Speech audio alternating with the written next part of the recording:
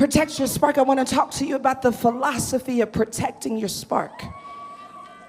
To protect your spark is to recognize that your spark exists in the context of the prince of the power of the air. Man, shame, depression, guilt, doubt, fear, worry, all the big, scary, dark words have a father, has a home. It comes from the prince of the power of the air, darkness, the enemy. These are his weapons. These are his tools.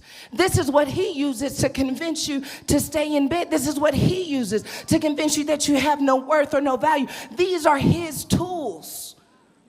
And yes, I go to therapy because I have to have a tool to fight back what the enemy is trying to deposit in my life. I need other tools because I recognize that the source of what I'm going through did not start with me. The enemy is using it to try and stop who I am meant to become.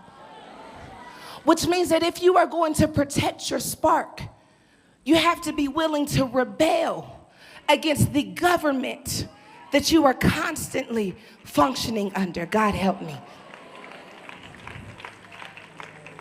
Shame, insecurity, fear creates a government in our lives.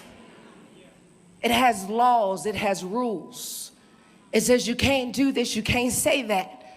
You're not good enough for that. Those are laws, rules that we abide by. So we become citizens of a kingdom of darkness when we obey what fear tells us to do.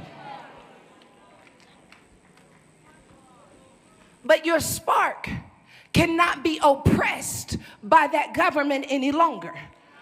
So when you come into the revelation that your life is a spark, it is your responsibility to rebel against that government.